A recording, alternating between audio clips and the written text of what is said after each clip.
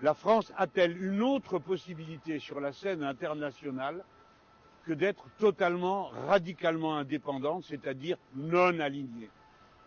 Pourquoi cet abaissement devant l'Empire? Pourquoi cette servilité européenne qui, une nouvelle fois, s'est manifestée par la bouche de la commissaire européenne aux affaires étrangères? Tout cela est terrible. Que notre pays soit absent de cette façon est inacceptable. Il faut, sans barguigner, exiger la libération et le retour immédiat de Nicolás Maduro, libre au Venezuela. Ainsi, bien sûr, que son épouse, qui dans cette histoire est une sorte de capture que fait l'Empire pour impressionner ses adversaires. Voilà où nous en sommes. Tout cela est terrible. Les Français ne doivent pas croire que tout ceci, parce que ça se passe loin, ne les concerne pas directement.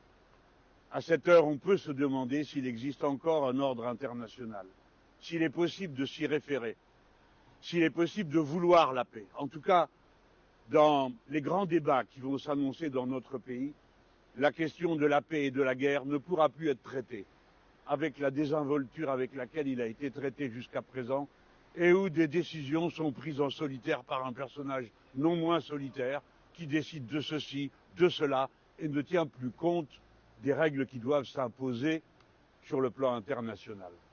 Voilà en tout cas comment les Insoumis voient cette situation. Je ne cache pas que c'est un moment douloureux pour beaucoup que de voir ce qui vient de se passer. Très douloureux. Les États-Unis, profitant de leur élan, ivres de mots pour M. Trump, dorénavant menacent aussi le Mexique, dans un passé récent, à qui il avait volé la moitié de son territoire déjà. Il menace la Colombie, où il a déjà 9 bases militaires.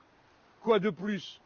Y a-t-il donc un maître sur cette partie du monde? Oui, c'est ce qu'a dit M. Trump dans ses dernières déclarations sur la nouvelle doctrine de sécurité nationale qu'il a affirmée.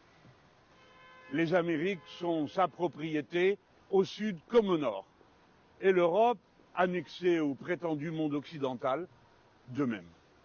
Nous entrons dans un moment de grand danger dès lors que chacun se sent autorisé à n'en faire qu'à sa tête et d'après les moyens dont il dispose.